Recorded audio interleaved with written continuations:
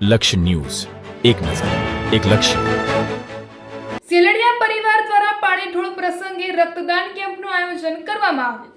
સરસિયા ખાતે સ્વ હીરાબા સેલડિયા તેમજ સેલડિયા પરિવાર દ્વારા પાણીઢોળ પ્રસંગે રક્તદાન કેમ્પનું આયોજન કરવામાં આવ્યું હતું. સાથે જ વૃક્ષદાન તેમજ સરસિયા કુમારશાળા તેમજ કન્યાશાળા ખાતે અભ્યાસ કરતા વિદ્યાર્થી અને વિદ્યાર્થીનીઓ માટે પુસ્તકોના પરબનું પણ આયોજન જીતુભાઈ સેલડિયા દ્વારા કરવામાં આવ્યું હતું.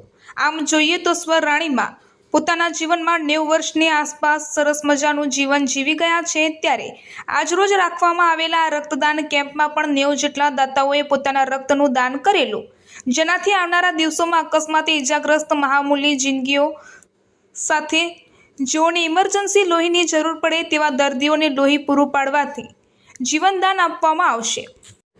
સાથે જ આમ જોઈએ તો અત્યારે હાલ ઉનાળાના દિવસો છે, પરંતુ અત્યારે જીતુભાઈ સેલડિયા દ્વારા 51 જેટલા વૃક્ષનું દાન કરવામાં આવ્યું છે. સાથે જ એક સંકલ્પ કરવામાં આવ્યો છે કે આવનારા મહિનાઓમાં જ્યારે ચોમાસું બેસશે ત્યારે 5100 જેટલા વૃક્ષો વાવશે અને એમનું જતન પણ કરશે.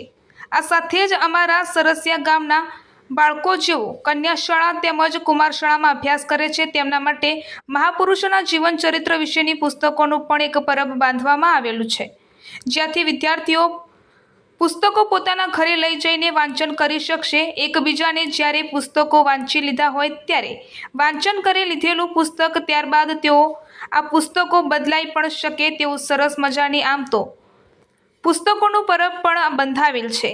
આજે ત્રિવેણી કાર્યક્રમ રાખેલો હતો. રિપોર્ટર ટીનુભાઈ લલિયા.